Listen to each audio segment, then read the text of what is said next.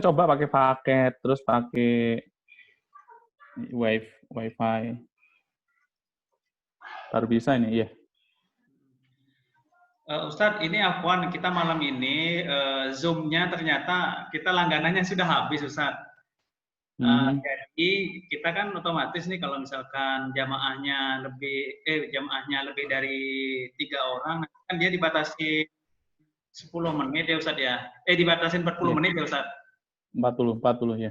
Iya benar. Nah, ini kita coba itu Ustadz, supaya bisa lama kita buat link ini cuman kita berdua saja biar lama. Kemudian nanti ini streaming ke YouTube Ustadz. Oke, baik. Jadi kalau pertanyaan nanti semuanya kita lewat live komen YouTube. Jadi langsung saya bacakan Ustaz. Baik, baik, Oke Ustaz ya. baik. Eh, untuk menyikat waktu, mungkin bisa kita, Ustaz langsung mulai aja Ustaz. Kapan? Baik, ya bismillah. Oke. Bismillahirrahmanirrahim. Assalamualaikum warahmatullahi wabarakatuh. Waalaikumsalam. Innal hamdalillah nahmaduhu wa nasta'inuhu wa nastaghfiruh wa na'udzu billahi min shururi anfusina wa sayyiati a'malina. May yahdihillahu fala mudilla lahu wa may yudlil falan tajida lahu waliyyan mursyida. Asyhadu an la ilaha illallah wahdahu la syarika lah wa asyhadu anna Muhammadan abduhu wa rasuluhu la nabiyya ba'dah. قال الله تعالى يا أيها الذين آمنوا اتقوا الله حق تقاته ولا تموتن إلا وأنتم مسلمون يا أيها الناس اتقوا ربكم الذي خلقكم من نفس واحدة وخلق منها زوجها وبث منهما رجالا كثيرا ونساء واتقوا الله الذي تساءلون به والأرحام إن الله كان عليكم رقيبا يا أيها الذين آمنوا اتقوا الله وقولوا قولا سديدا يصلح لكم أعمالكم ويغفر لكم ذنوبكم ومن يطع الله ورسوله فقد فاز فوزا عظيما أما بعد فإن أصدق الحديث كتاب الله وخير الهدى هدى محمد صلى الله عليه وسلم وشر الأمور محدثاتها وكل محدثة بدعة وكل بدعة ضلالة وكل ضلالة في النار.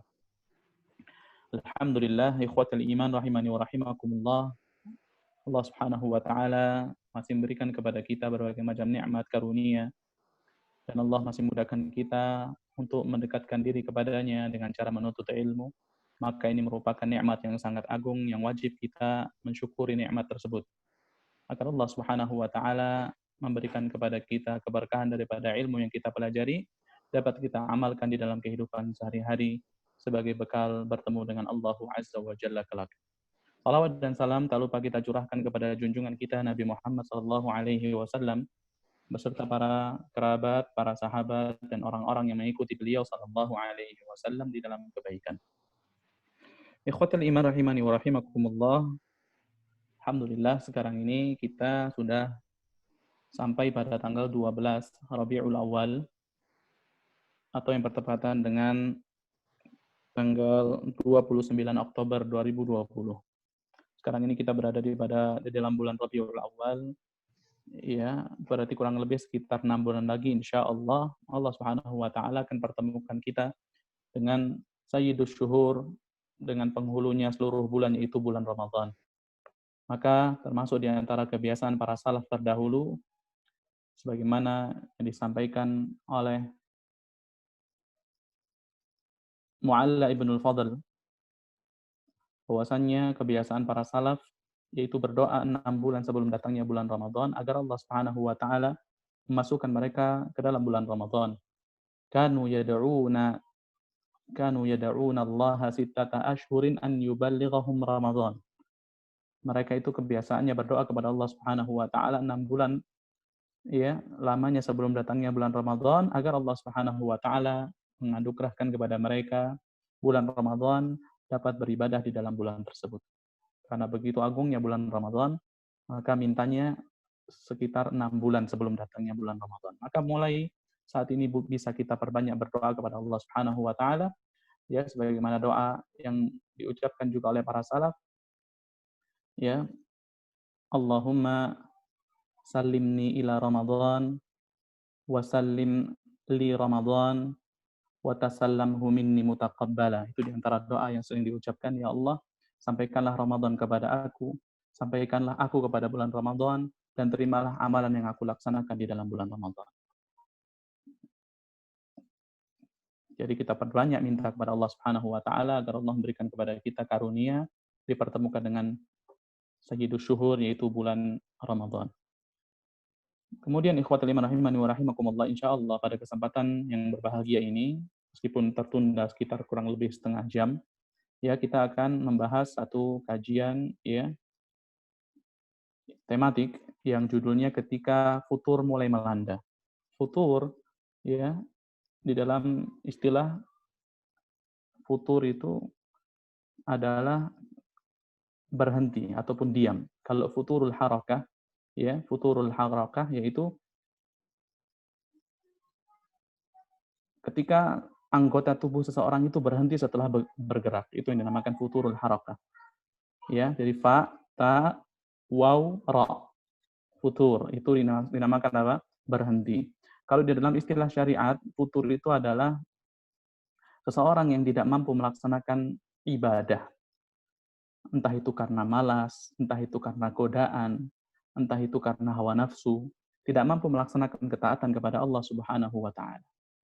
Ya, maka ketika futur melanda ini penting kiranya seseorang menghadapinya dengan cara yang benar. Karena futur ini, ya penyakit malas ini, ya melanda siapa saja, menghinggapi siapa saja. Ini adalah sebuah problem yang dihadapi oleh semua orang.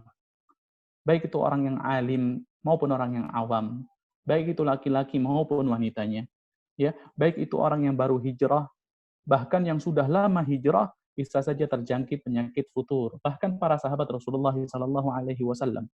Nanti akan kita ceritakan ya bagaimana di antara orang-orang yang hidup bersama Rasulullah, para sahabat itu terjangkit penyakit futur. Sebagaimana yang kita ketahui ya di zaman Rasulullah ketika melaksanakan perang Uhud pada tahun 3 Hijriah. Pada tahun ketiga Hijriah, maka Rasulullah SAW ya melihat satu orang pemuda yang berperang dengan begitu gagah berani. Banyak leher musuh ya yang ditebas olehnya. Ya banyak pasukan musuh yang diporak-porandakan olehnya. Ya para sahabat sampai mengatakan, oh ini orang ini pasti kalau mati ini syahid akan ke dalam surga, akan masuk ke dalam surga. Tapi subhanallah, Rasulullah Shallallahu Alaihi Wasallam mengucapkan perkataan yang lain. Rasulullah mengatakan, man ahabba an yandura ila rajulin min ahlin nar falyandur ila hada. Barang siapa yang ingin melihat laki-laki penghuni neraka, maka silahkan lihat kepada orang tersebut. Ya, justru yang dituju oleh Rasulullah Shallallahu Alaihi Wasallam adalah orang yang berjuang, berperang dengan gagah berani, ya, hanya memporak-porandakan pasukan musuh. Maka para sahabat pun heran, para sahabat pun terdiam, sampai kemudian salah seorang di antara mereka, ya, berazam untuk mengikuti kemana langkah orang yang diisyaratkan Rasulullah Shallallahu Alaihi Wasallam sebagai penghuni neraka. Fatabi'ahu rajulun, diikuti oleh satu orang, ya, falam yazal ala dzalik hatta jurih.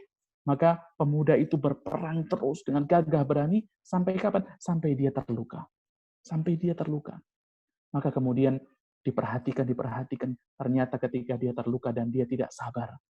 Dan dia tidak sabar menahan luka tersebut, ya, dia berdirikan sebilah pedangnya, ya, ujungnya dihadapkan ke atas, kemudian dia jatuhkan badannya ke pedang tersebut, yang itu maknanya yaitu dia mati dalam kondisi bunuh diri.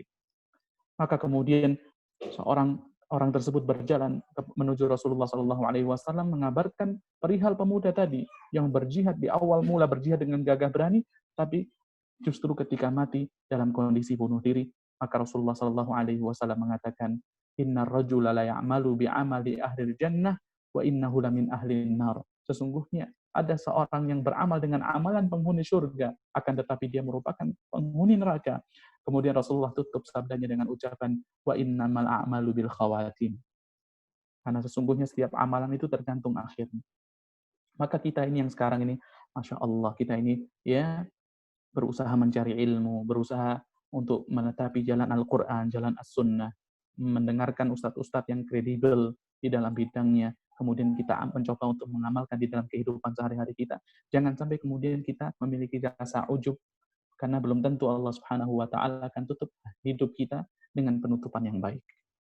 Sampai Allah Subhanahu wa taala katakan di akhir surah Luqman, Allah mengatakan wa ma tadri nafsum bi ayyi ardhin tamut. Tidak ada satu jiwa pun yang mengetahui pada belahan bumi bagian mana ia akan diwafatkan oleh Allah Subhanahu wa taala. Di antara tafsirannya, yaitu tidak ada seseorang pun yang mengetahui dengan cara apa Allah Subhanahu wa taala akan mewafatkannya. Bisa jadi selama hidup dia mengamalkan amalan yang baik, ya, ketika wafat justru sebelum wafat dia mengamalkan amalan yang Allah Subhanahu wa taala murkai. Maka penting sekali bagi kita untuk apa? Menghadapi situasi futur, ya, situasi malas ini dengan cara yang benar, sesuai dengan petunjuk Rasulullah sallallahu alaihi wasallam. Karena kita semua yakin, ya, dawamul hal minal muhal. Seseorang berada pada satu level itu adalah perkara yang mustahil. Pasti, ya, ada kalanya seorang itu datang rasa malasnya, ada kalanya seseorang itu kemudian datang rasa suntuknya, jemunya. Maka penting sekali kita bisa menghadapi situasi futur, situasi malas dengan cara yang benar. Maka di sini Rasulullah Shallallahu Alaihi Wasallam, ya, bersabda di dalam sebuah hadis yang diriwayatkan oleh Abdullah ibnu Amr radhiyallahu anhuma, beliau mengatakan, Inna likulli amalin syirrah. Sesungguhnya setiap amalan itu punya masa semangat. Setiap amalan itu punya masa semangat. Ada kalanya seorang semangat sholat tahajud, ya. Ada kalanya seorang semangat melaksanakan sholat duha, melaksanakan puasa-puasa sunnah, membaca Al-Quran, ya, bersedekah. Tetapi Rasulullah Shallallahu Alaihi Wasallam peringatkan, walikulli syirratin fatrah. Namun ingatlah, setiap masa semangat itu punya masa malas. Yang tadinya semangat bisa jadi menurun. Yang tadinya, ya, bersegera untuk menuju kebaikan, bisa jadi dia akan lambat untuk melaksanakan kebaikan. Maka di sini Rasulullah Shallallahu Alaihi Wasallam memberikan kepada kita solusi bagaimana menghadapi masa malas tersebut dengan cara yang benar. Rasulullah mengatakan, "Faman kanat fatratuhu ila sunnati faqad aflah." Maka barang siapa yang masa malasnya itu diarahkan di atas sunnahku, kepada sunnahku, ia diarahkan sesuai dengan petunjukku, maka sesungguhnya dia adalah orang yang beruntung. وَمَنْ كَانَتْ فَطْرَتُهُ إِلَى غَيْرِ ذَلِكَ فَقَدْ هَلَكَ. Namun barang siapa yang masa malasnya itu diarahkan kepada selain petunjuk Rasulullah Sallallahu Alaihi Wasallam, selain sunnah Rasulullah Sallallahu Alaihi Wasallam, maka dia adalah orang yang binasa. Maksudnya apa? Mumpung kita lagi semangat, maka semangatlah. Laksanakan amal dengan istiqamah. Namun tatkala kita menghadapi masa futur, minimal, ya, minimal janganlah kita meninggalkan amal yang Allah Subhanahu wa taala wajibkan ke atas kita. Atau minimal jangan sampai kita mengerjakan perkara-perkara yang Allah Subhanahu wa taala murkai, bermaksiat kepada Allah Azza wa Jalla.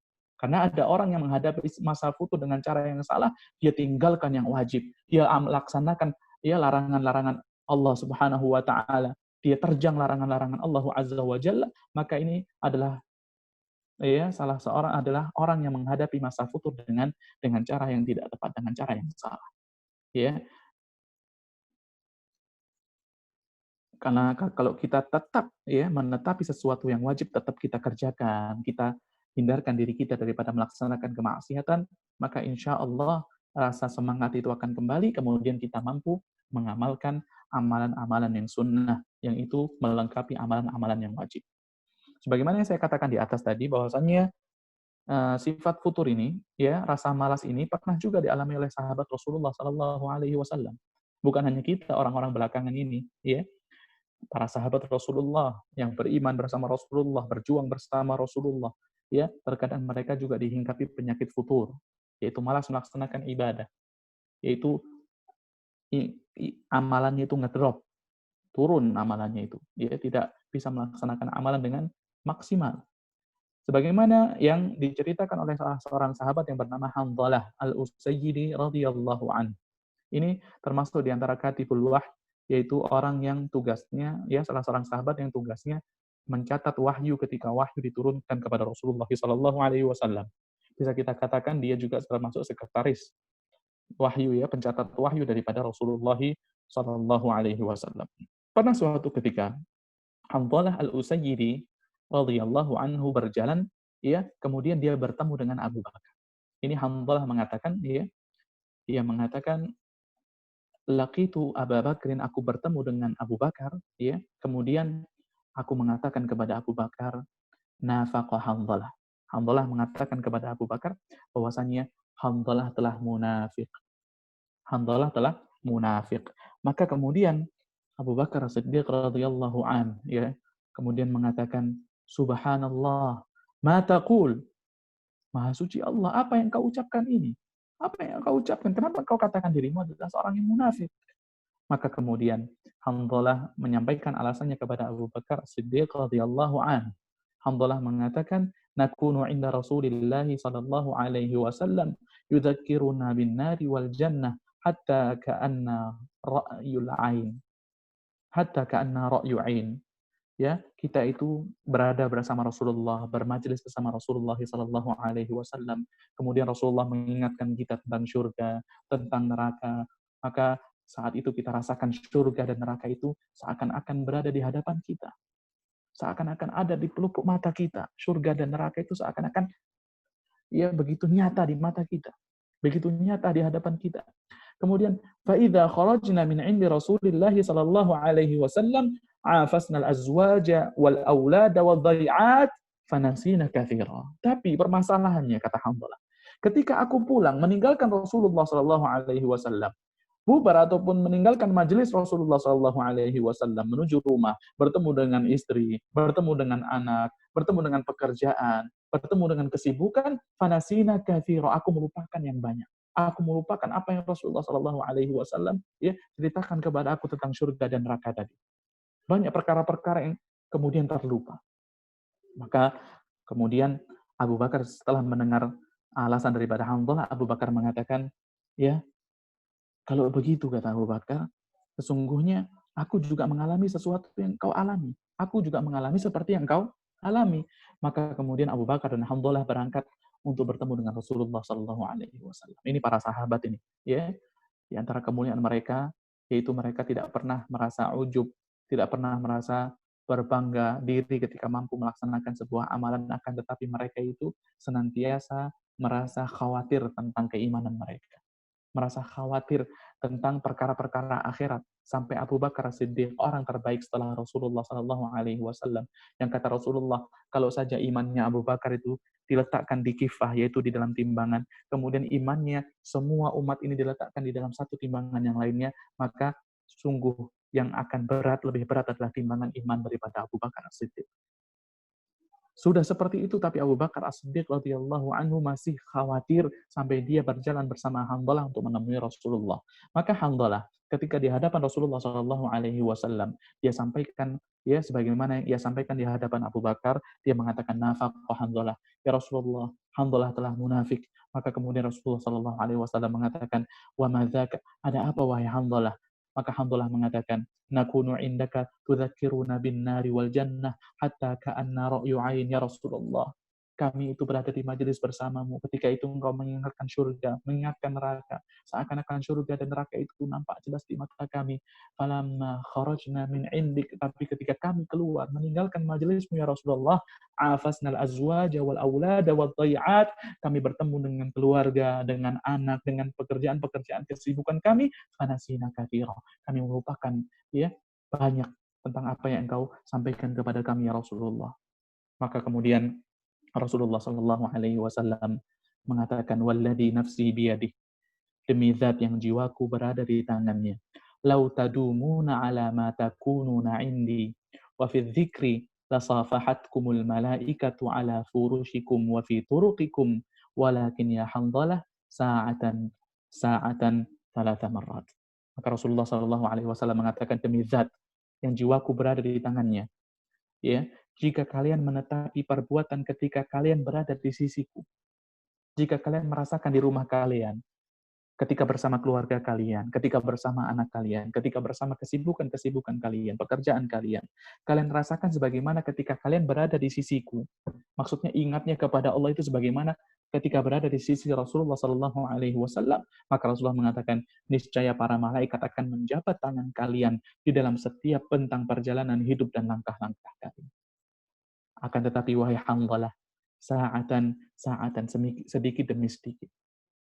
Ya, orang itu butuh proses. Terkadang ya, ketika menetapi satu proses, kadang trennya itu menanjak, meningkat. Bisa jadi juga trennya itu akan menurun, ya. Bisa jadi juga trennya itu akan menurun. Ketika semangat, Masya Allah. Bisa jadi kemudian semangat itu akan hilang, kemudian akan tiba masa malas, akan datang masa jemu. Maka ini adalah perkara yang lumrah, ya, perkara yang lumrah. Akan tetapi perkara yang berbahaya, ikhwatul iman rahimani wa rahimakumullah, kalau futur ini sudah menyerang dan kemudian berkepanjangan. Ini berbahaya sekali. Kalau orang semangatnya itu sering, futurnya, malasnya itu kemudian sekali-sekali, maka itu wajar. Akan tetapi, kalau futurnya itu sudah terlalu sering, kemudian semangatnya itu sekali-sekali, maka ini adalah ya perkara yang berbahaya. Ini adalah masalah besar. Berarti ketika seorang itu futur, ketika tiba masa malas, ya dia tidak di atas sunnah Rasulullah SAW. Dia tidak ada di atas petunjuk Rasulullah SAW, atau bisa kita katakan dia menghadapi situasi futur, situasi malas dengan cara yang salah. Ya. Contohnya nih, seseorang menghadapi situasi futur dengan cara yang salah. Contohnya, yang pertama, dia tidak sanggup melaksanakan amalan secara umum, baik itu yang wajib maupun yang sunnah. Yang wajib ditinggalkan, apalagi yang sunnah. Maka dia menghadapi situasi futur dengan cara yang salah, tidak sebagaimana petunjuk Rasulullah SAW. Salat, ya, tidak bisa melaksanakan tepat pada waktunya. Dilaksanakan di akhir waktu. Bisa jadi kemudian sampai keluar waktunya. Ataupun kalau dia melaksanakan sholat, ya dilaksanakan dengan malas. Atau dilaksanakan dengan tidak tumak ninah. Tidak ada ketenangan ketika melaksanakan gerakan-gerakan sholat. Ketika membaca bacaan-bacaan sholat. Maka ini adalah seseorang yang menghadapi situasi futur, situasi malas dengan cara yang salah. Padahal sholat itu adalah sholat wajib. Itu adalah sholat wajib. Sholat duhur misalnya, sholat asar, sholat maghrib, sholat isya. Dilaksanakan dengan cepat-cepat. Biasanya situasi pandemi ini, subhanallah. Sekarang ini PSBB transisi ini, masjid biasanya masih ditutup ya. Orang biasanya sholat di masjid, dia tenang, dia dengarkan bacaan imam, dia dengan tumak nina, ya. Kemudian ketika masjid ditutup, dia melaksanakan sholat di rumah, maka futur melanda, dia laksanakan sholat dengan cepat-cepat. Ya, dilaksanakan sholat dengan tergesa-gesa. Padahal orang yang sholatnya tidak yang tergesa-gesa, tidak kemudian memperhatikan tumak nina di dalam sholat, maka dianggap dia tidak sholat. Pernah satu ketika seorang sahabat ya masuk masjid, ketika itu dia bertemu dengan Rasulullah SAW, dia mengucapkan salam kepada Rasulullah, kemudian dia melaksanakan sholat. Kemudian setelah sholat dia langsung datang menemui Rasulullah SAW. Maka kemudian Rasulullah SAW mengatakan, "Shalli fa innaka lam tusalli." Salat lagi kamu itu belum salat. Maka dia balik. Ya, dia balik untuk kemudian melaksanakan sholat sesuai perintah Rasulullah. Ketika dia balik lagi kepada Rasulullah untuk kedua kali, maka Rasulullah mengatakan, "Shalli fa innaka lam tusalli." Salat kamu itu belum salat. Maka dilaksanakan salat untuk yang ketiga kalinya. Ketika dia kemudian kembali kepada Rasulullah, tetap Rasulullah mengucapkan, "Shalli fa innaka lam tusalli." Salat kamu itu belum salat. Maka sahabat mengatakan, orang tadi mengatakan, "Ya Rasulullah, la uhsinu ghairah." Ya Rasulullah, aku nggak bisa sholat lebih tepat daripada lebih baik daripada apa yang aku kerjakan barusan.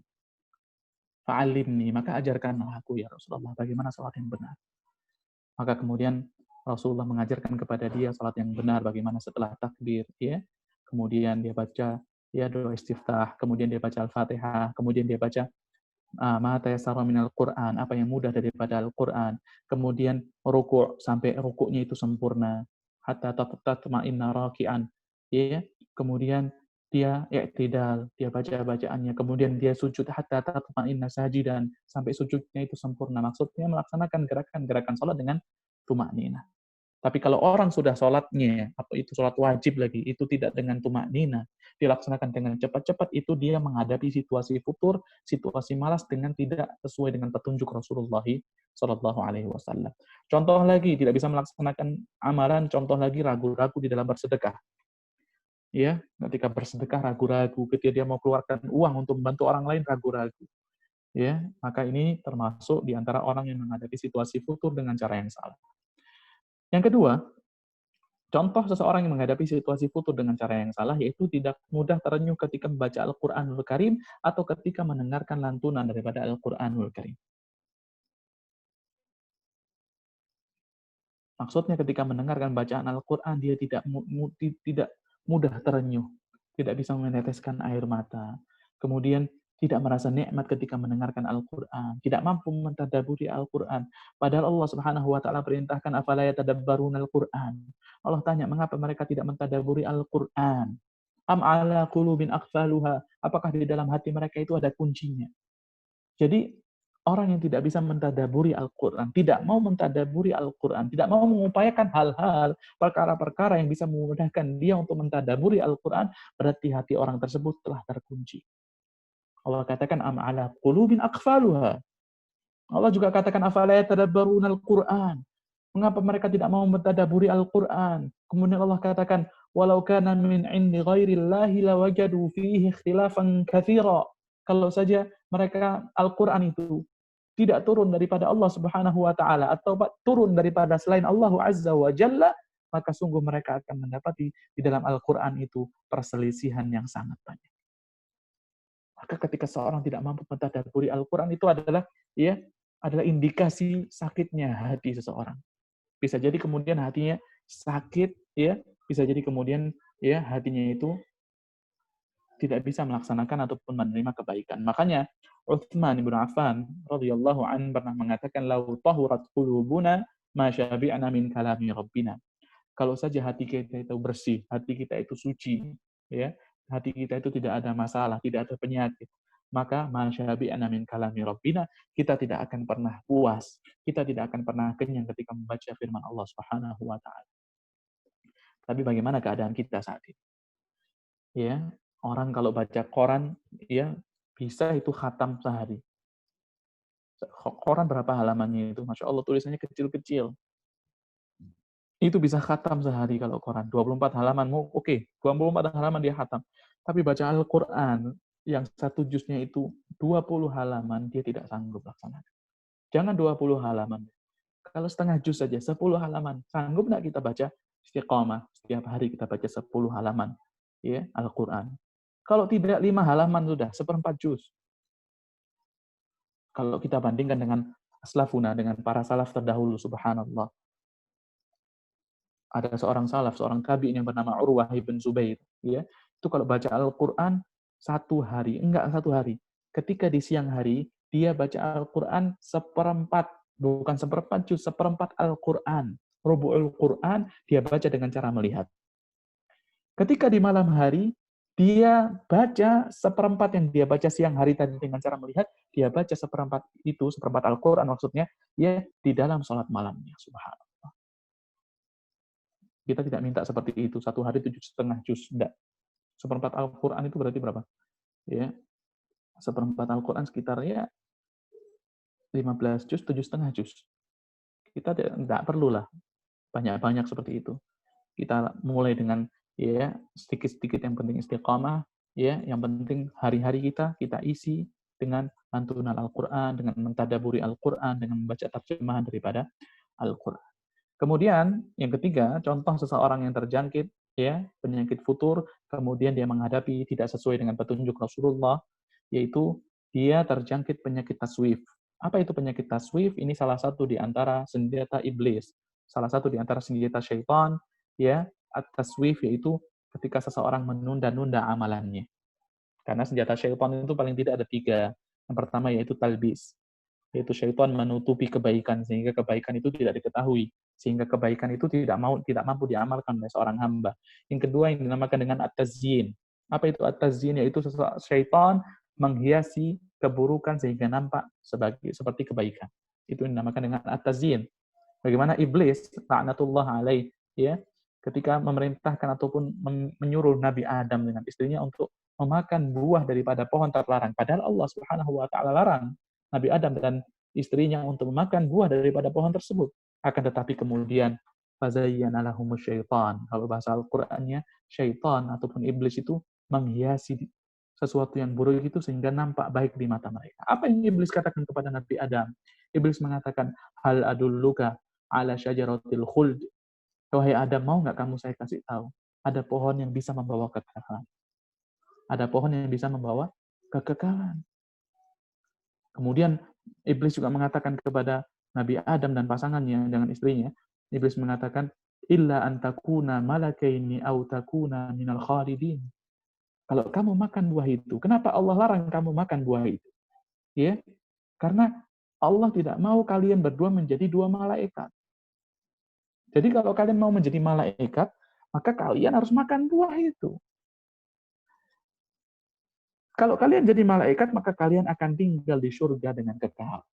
Ya, jadi yang buruk dihiasi oleh syaitan, oleh iblis, sehingga nambah baik. Kemudian Nabi Adam bermaksiat kepada Allah. Allah katakan, fa'aswa Adamu rabbahu faghawa. Yaitu Adam bermaksiat kepada Rabbnya. Ya, akibat godaan iblis. Adapun senjata syaitan ataupun iblis yang ketiga yang dinamakan dengan at-taswif, yaitu dia membisikkan kepada seorang hamba yang ingin melaksanakan amalan, ya, dia bisikkan nanti saja. Jangan sekarang, aduh waktumu masih panjang kok. Kamu sekarang ini masih umur 25, ngapain tobat? Ngapain tobat sekarang? Sekarang manfaatkan dulu masa mudamu. Senang-senang dulu. Nanti tobat ketika umur 40. Subhanallah. Kemudian itu diikuti ternyata. Kalau anak muda zaman sekarang ini, ya, mereka itu lebih takut melaksanakan ketaatan kepada Allah daripada melaksanakan kemaksiatan. Kenapa? Karena seakan-akan mereka itu mengatakan kalau melaksanakan ketaatan, misalnya jadi anak masjid sekarang ini, keluar masuk masjid, bisa jadi anggota TKI masjid, maka konsekuensinya nggak bisa maksiat, nggak boleh maksiat. Maka pikiran mereka, apa yang ada di pikiran mereka, ya udah nanti aja taubatnya. Nanti kalau taubat sekarang, ya, kemudian maksiat, maka nanti seakan-akan mempermainkan Allah. Seperti itu. Ya, iblis itu membisikkan seperti itu. Jangan. Ngapain kau masih muda? Kau masih 25, kau masih 30. Ngapain taubat sekarang? Kalau kau taubat sekarang, nanti 1 tahun, 2 tahun, kemudian kau maksiat lagi, ya, maka seakan-akan kau mempermainkan Allah. Subhanallah. Jadi tunda saja taubatmu. Nantilah taubat ketika umur 40. Nantilah taubat ketika umur 50. Padahal siapa yang jamin kita masuk umur 40? Siapa yang jamin kita bisa hidup sampai umur 50 tahun? Makanya saya katakan, siapapun di antara kita yang, ya, di dalam benaknya, ya, berpikir untuk menunda taubat, ya, pikirkan apakah kita mampu menunda ajal kita. Apakah kita mampu menunda maut kita? Kalau kita mampu menunda ajal ataupun mampu menunda maut, silakan tunda taubatmu. Tapi kalau kita sadar bahwasanya kita tidak dapat menunda ajal yang datang kepada kita, maka jangan sekali-kali kita menunda taubat. Maka jangan sekali-kali kita menunda untuk mengucapkan istighfar, astagfirullah, atas dosa-dosa yang selama ini kita perbuat. Karena yang namanya ajal, yang namanya maut, Allah katakan, idza jaa ajaluhum la yastakhiruna sa'atan wa la yastaqdimun. Ketika datang kepada mereka ajalnya, maka ajal tersebut tidak akan dapat dimundurkan walaupun sesaat dan juga tidak dapat dimajukan. Allah katakan, qul innal mauta alladzi tafirruna minhu fa innahu mulaqikum. Katakanlah wahai Muhammad, sesungguhnya kematian, sesungguhnya maut yang setiap di antara kalian itu berlari, berusaha menjauhi maut tersebut, fa innahu mulaqikum. Maka sesungguhnya maut itu akan datang kepada kalian. Kalian akan dapati maut tersebut. Kalian akan jumpai maut tersebut. Karena seseorang, ya, akan, ya, sampai maut kepadanya sebagaimana rizki sampai kepadanya. Rizki yang sampai kepada kita, ya, itu menjadi gambaran bahwasanya maut juga akan sama sampai kepada kita sebagaimana rezeki sampai kepada kita. Maka jangan sekali-kali kita, ya, berangan-angan untuk menunda taubat. Kalau mau melaksanakan kebaikan, laksanakan. Jangan kemudian kita saufa nanti. Nanti mau baca Al-Qur'an sekarang, nanti deh, Mas, sudah malam, besok aja habis subuh. Setelah sholat subuh, subhanallah, ngantuk tidur lah. Nanti ya baca Al-Quran ketika sholat duha. Ketika sholat waktu duha, mau baca Al-Quran sudah sibuk, sudah ketemu teman, sudah ada janjian lewat WhatsApp, ya, lewat SMS, sudah janjian ketemu sama orang. Kemudian nanti deh baca Al-Quran ketika maghrib. Maghrib sudah capek. Maka dia tidak baca Al-Quran pada hari itu. Maka ini diantara contoh-contoh seseorang menghadapi situasi futur dengan cara yang salah. Menghadapi situasi futur dengan cara yang tidak tepat, tidak sesuai dengan petunjuk Rasulullah SAW. Dan yang kita wajib ketahui, ikhwatal iman rahimani wa rahimakumullah, di antara beberapa kaidah, bahwasanya manusia itu pasti terjerumus ke dalam kemaksiatan. Pasti manusia itu terjerumus ke dalam perbuatan dosa dan maksiat. Karena Rasulullah SAW mengatakan, kullu bani Adam khata'. Setiap anak Adam itu pasti melakukan kesalahan. Pasti. Jadi kalau kita masih ngaku keturunannya Adam, pasti kita akan melaksanakan kesalahan. Tapi siapa orang yang terbaik, ya, orang yang melaksanakan kesalahan kemudian dia dianggap menjadi orang yang terbaik, itu orang yang segera bertaubat daripada kesalahan tersebut. Maksudnya apa? Salah itu futur. Salah itu apa? Termasuk di antara kesalahan kita. Maksiat itu termasuk di antara kesalahan kita. Termasuk di antara kemunduran iman kita. Termasuk di antara kemunduran amal kita. Maka kita harus menghadapinya sesuai dengan petunjuk Rasulullah, itu dengan cara menyegerakan bertaubat kepada Allah Subhanahu wa taala. Kaidah yang kedua, bahwasanya kita mengetahui hati kita ini sifatnya berubah-ubah. Para ulama mengatakan masumiyal qalbu qalban, ya, sesungguhnya hati itu dinamakan dengan hati illa likathrati taqallubih. Karena hati itu paling cepat berbolak-balik. Bisa jadi pagi kita ikhlas, sore sudah riya. Bisa jadi pagi ataupun siang kita memaafkan, malam kita nyesal. Kita menyesal kenapa kita maafkan dia. Kemudian kita mendendam. Itu sifatnya hati. Berbolak-balik sampai Rasulullah SAW mengatakan, ya la qalbu bani Adam asra'u taqalluban minal qidir idza istajma'at kulyanan. Sesungguhnya hati anak Adam itu dia lebih cepat berbolak-balik ketimbang ya ketika antum semua memanaskan air ya di atas tungku, kemudian air itu sudah mendidih, air itu berbolak-balik, maka hati manusia itu lebih cepat berbolak-balik ketimbang air tersebut. Sampai doa yang paling sering dipanjatkan oleh Rasulullah, yang paling sering Rasulullah mohon kepada Allah Subhanahu wa taala, ya, yaitu doa Allahumma ya muqallibal qulub, tsabbit qalbi ala dinik. Ya Allah, wahai Zat yang ya membolak-balikan hati, maka tetapkanlah hatiku agar selalu berada di atas agama. Sampai Aisyah radhiyallahu anha pernah mengatakan kepada Rasulullah, ya Rasulullah, innaka tuksiru hadzal doa, ya Rasulullah, kenapa engkau sering sekali mengucapkan doa ini? Maka Rasulullah Shallallahu alaihi wasallam mengatakan, ya, sesungguhnya hati anak Adam baina usbu'aini min asabi'illah, berada di antara jari jemari Allah. In syaa aqamah wa in syaa azaghah.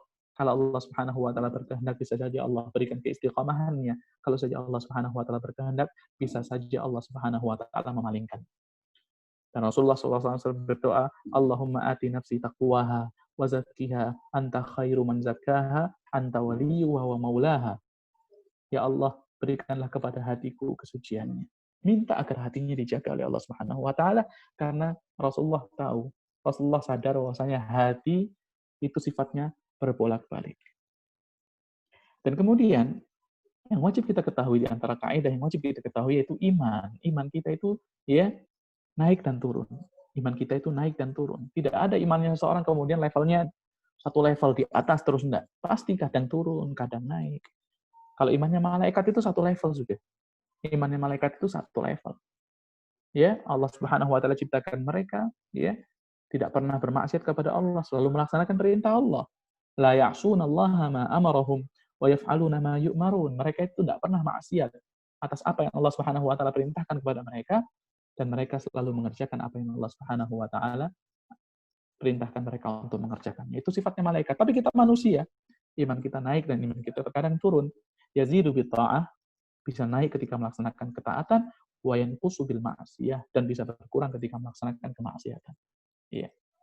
Maka yang ingin kita pelajari sekarang ini, ya, bagaimana cara menghadapi situasi futur, masa malas sesuai dengan petunjuk Rasulullah sallallahu alaihi wasallam. Yang pertama, ketika situasi futur itu datang kepada kita, yang pertama apa yang harus kita laksanakan? Yang pertama yaitu al-isti'anatu billah. Yaitu kita meminta pertolongan kepada Allah Subhanahu wa taala. Ini yang sering kita ucapkan di dalam bacaan salat kita ketika kita mengucapkan Al-Fatihah. Membaca surat Al-Fatihah kita mengatakan iyyaka na'budu wa iyyaka nasta'in. Ya Allah, hanya kepadamu lah aku menyembah dan hanya kepadamu lah aku mohon pertolongan.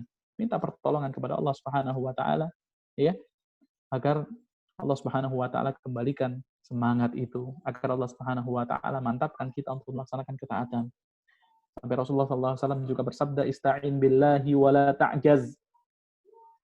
Minta pertolonganlah kalian semua kepada Allah Subhanahu wa taala, dan janganlah kalian itu malas. Ya, ista'in billahi wa la ta'jaz. Mintalah kalian pertolongan kepada Allah Subhanahu wa taala, dan jangan sampai kalian itu enggak sanggup melaksanakan amalan. Jadi Sebelum kita itu berusaha untuk mampu, untuk semangat melaksanakan amalan, yang pertama kita minta dulu pertolongan kepada Allah Subhanahu wa Ta'ala. Minta kepada Allah Subhanahu wa Ta'ala agar Allah memudahkan kita. Karena tidak mungkin anggota tubuh kita ini bergerak. Jangankan anggota tubuh, lisan kita tidak akan mungkin bisa berzikir kepada Allah kalau Allah Subhanahu wa Ta'ala tidak memudahkan kita untuk menggerakkan lisan kita berzikir kepada-Nya. Tidak bisa tangan kita ya menggenggam sesuatu ya yang bisa mendatangkan keridhaan Allah, melaksanakan amalan yang bisa mendatangkan keridhaan Allah, nggak bisa kita laksanakan kecuali Allah Subhanahu wa Ta'ala memberikan kemudahan, Allah memberikan bantuan, kecuali dengan seizin dan sekehendak Allah Subhanahu wa Ta'ala. Maka kita minta pertolongan kepada Allah. Itu yang pertama. Yang kedua, yaitu kita berlindung diri kepada Allah Subhanahu wa Ta'ala daripada hal-hal yang bisa menjadikan kita itu malas. Yang pertama, di antara hal-hal yang bisa menjadikan kita itu malas, kita meninggalkan amalan, yaitu syaitan. Sudah tentu itu syaitan. Ya, musuh kita ini adalah musuh yang nyata. Inna syaitana lakum aduwwam mubina. Sesungguhnya syaitan bagi kalian itu adalah musuh yang nyata. Yang kedua, dunia. Dunia ini, ya Allah, paling mempengaruhi seseorang. Orang kapan meninggalkan amalan kalau dia disibukkan dengan dunia? Orang kapan bisa meninggalkan amalan ketika angan-angannya itu hanya tentang dunia. Dia tidak mengangan-angan akhir. Maka bisa jadi seseorang kemudian apa? Akan meninggalkan amalan. Makanya Allah Subhanahu wa Ta'ala katakan di dalam surah Luqman, "Fala taghurrannakumul hayatud dunya wa la yaghurrannakum billahil gharur." Janganlah kalian sampai tertipu dengan dunia.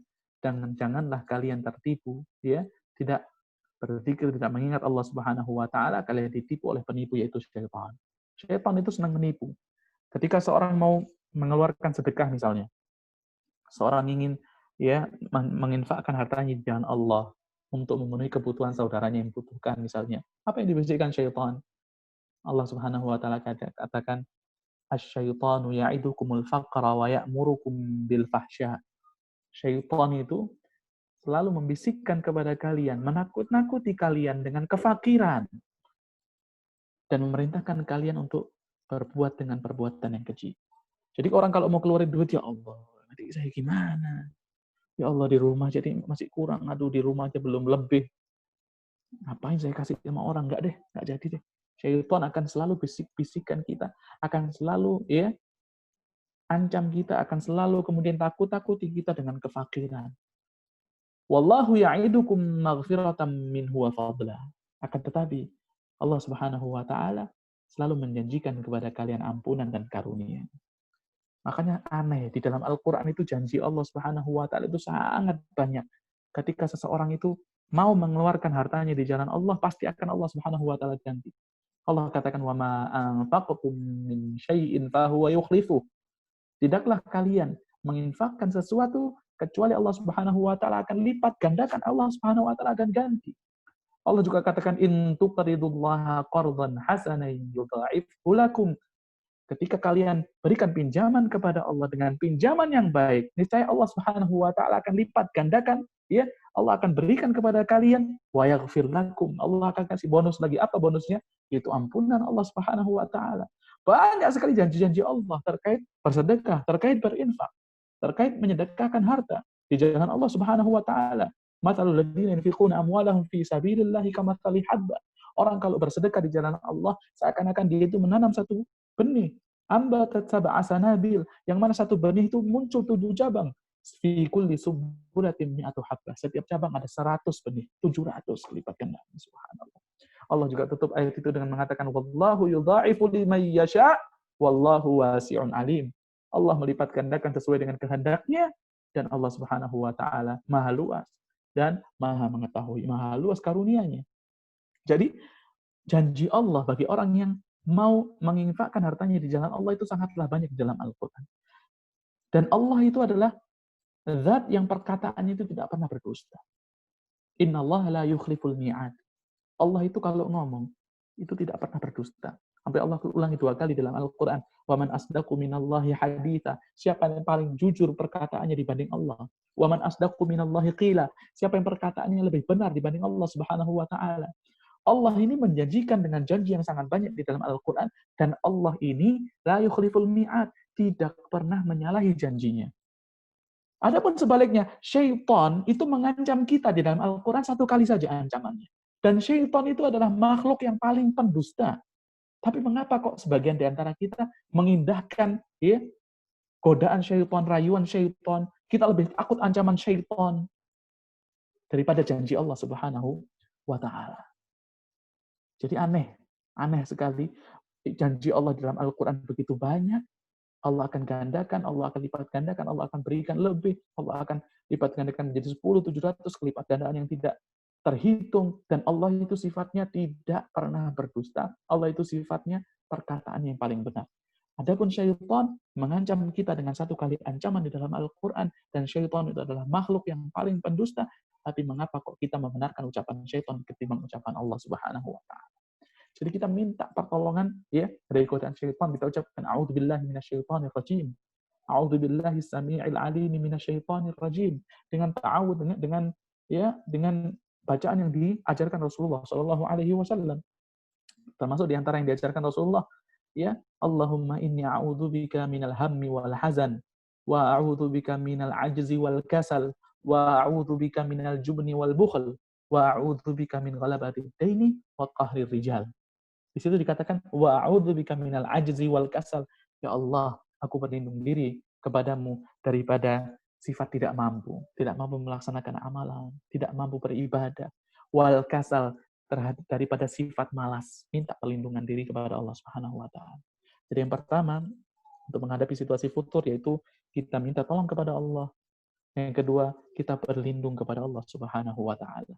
Kita berlindung kepada Allah Subhanahu wa Ta'ala daripada perkara-perkara yang bisa memalingkan kita daripada ketaatan. Yang ketiga, kalau kita itu sudah dihinggapi rasa malas, kalau kita sudah dihinggapi ya masa futur, maka hendaknya kita berwudu.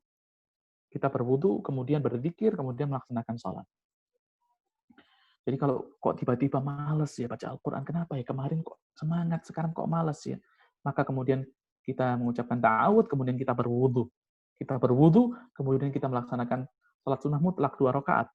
Ini sebagaimana hadis yang diriwayatkan oleh Abu Hurairah radhiyallahu an, bahwasanya yaqidu syaitan, Rasulullah bersabda yaqidu syaitanu ala qafiyati ra'si ahadikum idza huwa nam 3 uqad. Sesungguhnya syaitan mengikat kepala kalian ataupun bokol kalian ketika kalian tidur itu dengan 3 ikatan. Setiap ikatan syaitan mengatakan 6. Ya. Setiap ikatan syaitan mengatakan tidur, alaika lailun tawil. Sesungguhnya malam itu masih panjang, farqud, tidurlah. Tapi kemudian Rasulullah mengatakan, memberikan kepada kita resepnya bagaimana kemudian agar terbebas daripada belenggu syaitan tersebut. Rasulullah mengatakan, fa in istayqadha fadzakarallaha in hallat 'uqdah. Kalau kemudian seorang hamba itu bangun, kemudian dia berzikir kepada Allah, mengucapkan doa bangun tidur, Allahumma alhamdulillahilladzi ahyana ba'dama amatana wa ilaihi nusyur. Misalnya, in hallat 'uqdah, maka terlepaslah 1 ikatan. Kemudian ketika dia berwudu, in hallat 'uqdah, terlepaskah ikatan yang kedua. Dan ketika dia melaksanakan salat, in hallat 'uqdah, maka terlepaslah ikatan yang ketiga, ya, fa asbaha nasyitan thayyiban nafs.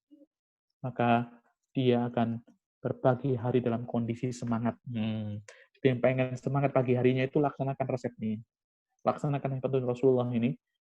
Zikir, wudu, salat, fa asbaha nasyitan thayyiban nafs. Maka jiwanya akan semangat dan jiwanya akan senantiasa memerintahkan untuk mengerjakan perbuatan yang baik. Wa illa, kata Rasulullah, tapi kalau itu semua tidak dilakukan, apa yang akan didapat? Asbaha khabithan nafs.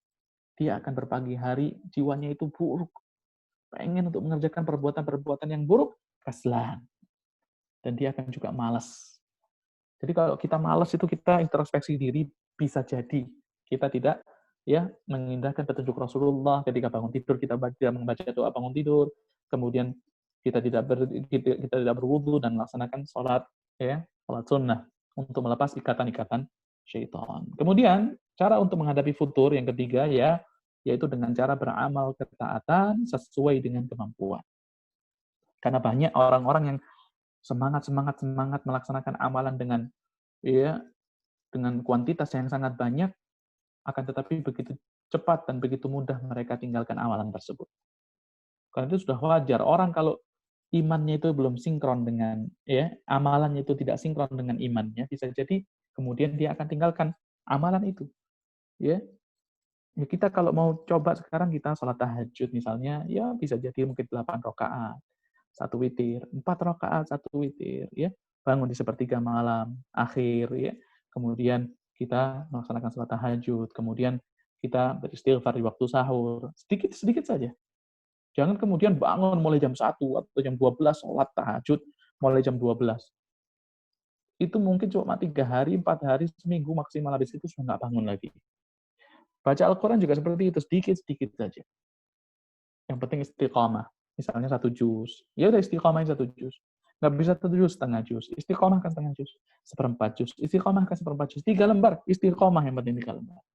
Ya, yang penting istiqomah, laksanakan amalan sesuai dengan kemampuan. Karena berapa banyak orang ketika melaksanakan amalan itu melebihi batas kemampuan mereka, maka mereka yang akan meninggalkan amalan tersebut. Jadi intinya kalau mau melaksanakan ketaatan dengan istiqomah, kalau bisa dan harus kita perhatikan, kita harus melaksanakan amalan tersebut sesuai dengan kemampuan kita. Karena orang yang setelah meninggalkan ketaatan, kemudian dia tinggalkan ketaatan itu adalah perbuatan yang tercela. Pernah suatu ketika Rasulullah SAW mengatakan kepada Abdullah bin Umar radhiyallahu anhuma, ya, Rasulullah menasihati Abdullah bin Umar, ya, untuk melaksanakan sholat tahajud, kemudian Rasulullah peringatkan, jangan la takun mithla fulan, janganlah seperti si fulan. Kana yaqumul lail, dulu dia melaksanakan sholat tahajud, kemudian fatarakaha, dia kemudian laksanakan. Tidak, kemudian dia tinggalkan sholat tahajud. Bisa jadi kenapa dia tinggalkan? Karena dia melaksanakan amalan itu melebihi batas wajar daripada kemampuannya. Maka kalau kita pengen supaya semangatnya itu terus, ya kalau bisa melaksanakan ketaatan itu sesuai dengan kemampuan kita. Kemudian resep yang berikutnya untuk menghadapi situasi futur yang melanda, ya, yaitu dengan cara memilih teman yang benar.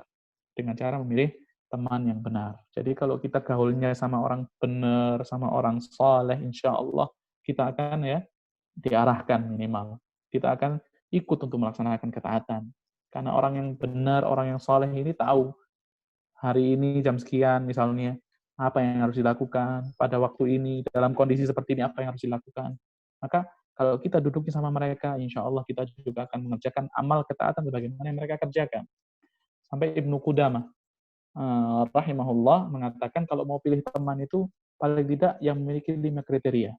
Yang memiliki 5 kriteria. Yang pertama, yaitu orang yang berakal. Berakal ini bukan lawan daripada orang gila loh ya. Karena tidak ada satupun di antara kita yang mau temenan sama orang gila. Tapi yang dimaksud orang yang berakal adalah orang yang bisa memanfaatkan momen, memanfaatkan waktu, memanfaatkan harta sesuai dengan yang dituntut.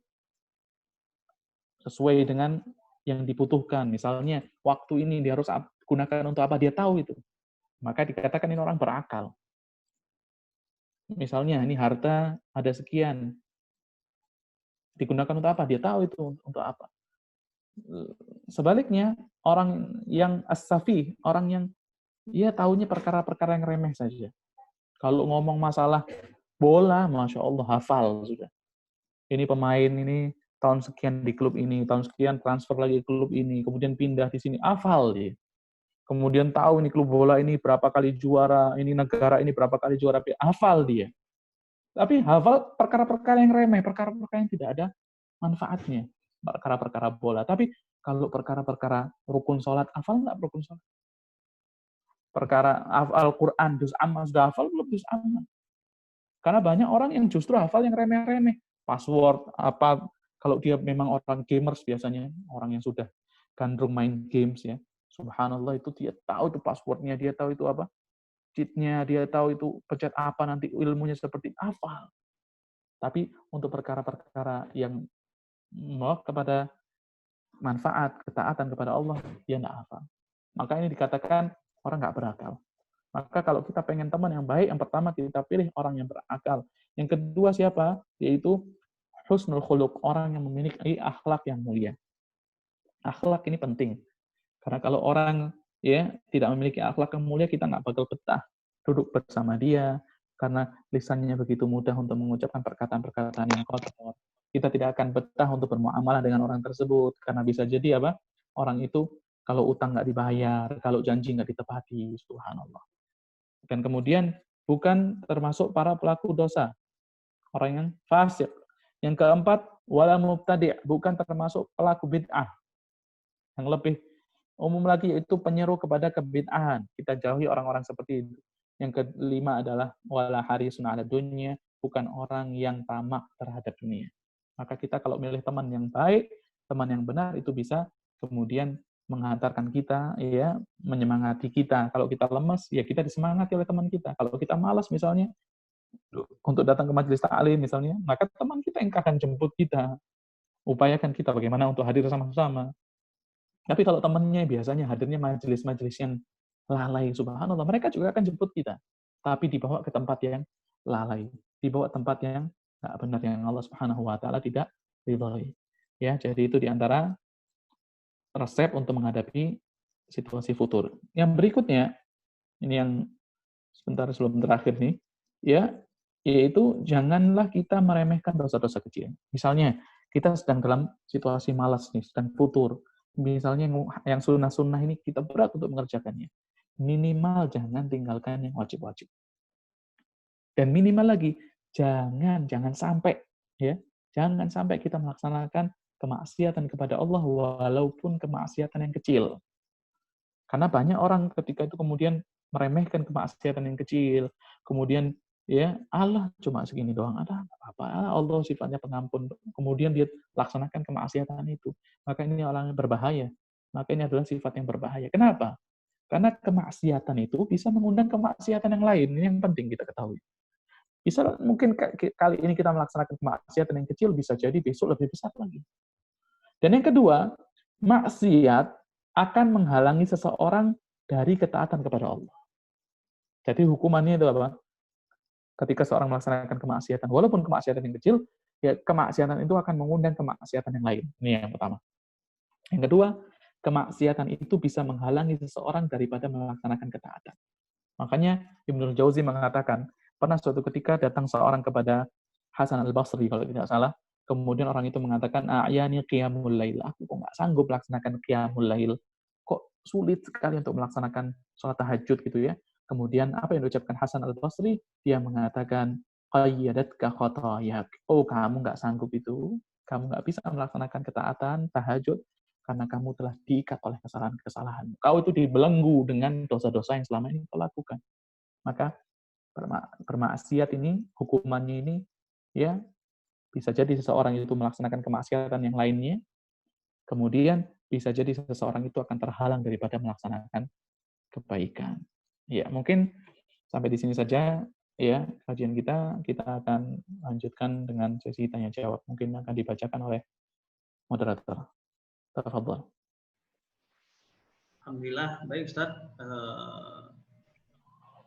Sangat bermanfaat tema kita pada malam hari ini. Untuk pertanyaan ini masuk Ustaz. Baru satu nih Ustaz. Ya, halo.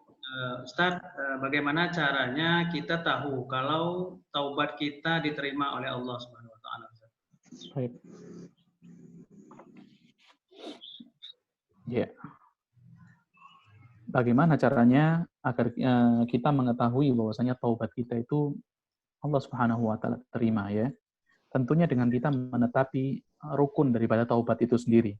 Jadi sebelum kita lihat asarnya, sebelum kita lihat efeknya ke depannya, yang kita lihat sekarang sudah belum kita tetapi kita laksanakan rukun-rukun daripada taubat itu sendiri. Paling tidaknya rukunnya itu ada 3. Kalau dosa berkaitan ya dengan Allah Subhanahu wa taala. Yang pertama yaitu rukun yang pertama adalah an-nadam. Yaitu seseorang merasa menyesal. Sudah belum kita hadir dalam hati kita rasa penyesalan daripada dosa yang selama ini kita lakukan. Yang kedua yaitu apa? An-nadam, yang pertama menyesal, yang kedua yaitu meninggalkan. Kita telah meninggalkan kemaksiatan yang selama ini kita laksanakan. Al-qala, ya, kita meninggalkan kemaksiatan yang selama ini kita laksanakan. Dan yang ketiga, yang namanya adalah al-azmu. Al-azmu yaitu kita berazam untuk tidak kembali melaksanakan kemaksiatan tersebut. Dan tentunya taubat itu harus kita laksanakan ikhlas karena Allah Subhanahu wa taala. Kalau rukun-rukunnya ini sudah kita tetapi, sudah kita laksanakan, maka yang kita lihat ya adalah athar, adalah dampak daripada taubat itu sendiri. Karena taubat yang diterima salah satu indikasinya adalah seseorang ya meninggalkan kemaksiatan yang selama ini ia kerjakan, kemudian orang itu menuju kepada ketaatan kepada Allah Subhanahu wa taala. Kalau hari kita sekarang ini lebih baik daripada hari sebelumnya, maka itu salah satu indikasi bahwasanya taubat kita diterima oleh Allah Subhanahu wa taala. Yang dimaksud lebih baik apa? Yaitu sekarang ini kita sudah bisa lebih istiqamah, lebih ikhlas ketika melaksanakan amalan. Kemudian yang suka marah-marah sekarang ini hatinya lebih sabar, ya, lebih mudah memaafkan daripada yang dulu subhanallah mudah meledak-ledak, kemudian mendendam. Maka ini bisa jadi indikasi bahwasanya taubat kita Allah Subhanahu wa taala terima. Taubat kita Allah Subhanahu wa taala terima. Maka dengan melihat perkara-perkara itu, kalau dosa itu yang berkaitan dengan Allah ada 3, tapi kalau dosa berkaitan dengan manusia, maka ditambah lagi satu rukunnya, apa itu? Yaitu kita mengembalikan hak daripada orang yang kita ambil, hak daripada orang yang kita ambil. Kalau itu berkaitan dengan harta, ya kita kembalikan hartanya. Kalau itu berkaitan dengan harga diri, misalnya orang itu kita jelek-jelekan di majelis misalnya, kita ribahin orang tersebut, ya. Kalau kemudian kita sampaikan kepada orang itu, pernah aku mengribahimu, ya, aku minta untuk dihalalkan, kemudian orang itu memaafkan kita, itu ahsan, lebih baik. Tapi kalau kita khawatir orang itu nanti justru akan marah sama kita, sebelumnya kan nggak ada masalah. Sebelum kita sampaikan pernah ribah dia nggak ada masalah.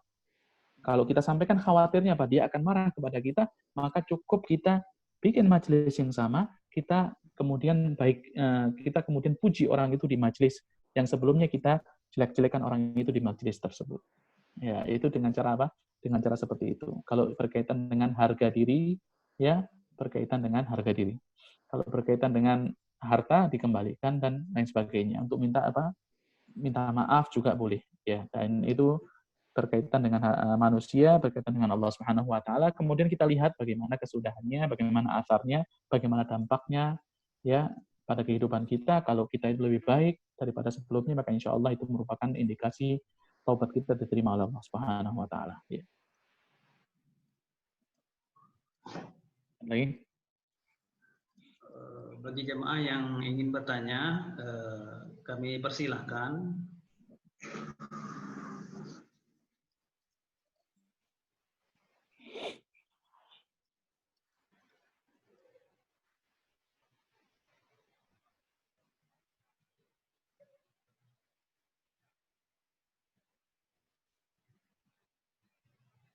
Baik Ustaz, mungkin sudah tidak ada lagi pertanyaan. Mungkin Ustaz bisa sedikit penutupan atau kesimpulan begitu Ustaz. Syukran Ustaz.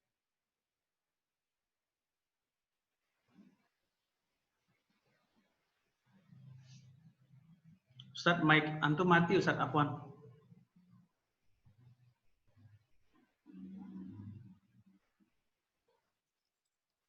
Mulai kapan? Barusan? Barusan ya? Oke, sudah ya? Ya, sudah. Oke. Kesimpulan daripada kajian kita pada kesempatan kali ini yaitu bahwasanya setiap di antara kita pasti nanti akan dilanda situasi futur, malas untuk melaksanakan ketaatan kepada Allah Subhanahu wa taala, pasti. Ya. Maka ketika situasi futur itu melanda, maka hendaknya kita hadapi sesuai dengan petunjuk Rasulullah sallallahu alaihi wasallam. Ya, sesuai dengan petunjuk Rasulullah, maksudnya kita tidak meninggalkan yang wajib, kita tidak mengerjakan kemaksiatan walaupun sekecil apapun, dan kita melaksanakan poin-poin yang sudah kita sampaikan tadi di atas. Kita meminta pertolongan kepada Allah, kemudian kita berlindung diri kepada Allah Subhanahu wa taala daripada sesuatu yang bisa memalingkan kita darinya. Kemudian senantiasa melaksanakan amalan untuk kemudian melaksanakan sesuai dengan kemampuan, kemudian memilih teman yang baik, memilih teman yang benar, ya, kemudian tidak meremehkan kemaksiatan, maka ini adalah cara-cara agar seseorang kemudian kembali daripada situasi futur, daripada situasi malas, kemudian kembali untuk semangat melaksanakan ketaatan kepada Allah Subhanahu wa taala. Dan itu penting ya. Penting jangan sampai seorang kemudian terlena, kemudian berlama-lama dalam kondisi futur, dalam kondisi malas, karena bisa jadi itu akan menjadikan keimanannya itu ya menurun sampai degradasi, kemudian sampai turun ke level yang bawah. Maka ini naudzubillah, ini semua perkara-perkara yang kita hindarkan daripada diri kita. Mungkin sampai di sini saja ya kajian kita. Maka kita tutup atau kasih moderator lagi? Kita tutup langsung. Kita langsung tutup aja Ustaz. Kita tutup ya dengan doa kafaratul majlis. Subhanakallahumma wa bihamdika asyhadu an la ilaha illa anta astaghfiruka wa atubu ilaik. Assalamualaikum warahmatullahi wabarakatuh. Waalaikumsalam. Demikian jemaah kajian kita pada malam hari ini. Semoga apa yang telah disampaikan oleh Ustaz dapat lebih membuat kita lebih bersemangat dalam menuntut ilmu. Lebih dan kurang kami mohon maaf. Bila kita perlu hidayah. Assalamualaikum warahmatullahi wabarakatuh.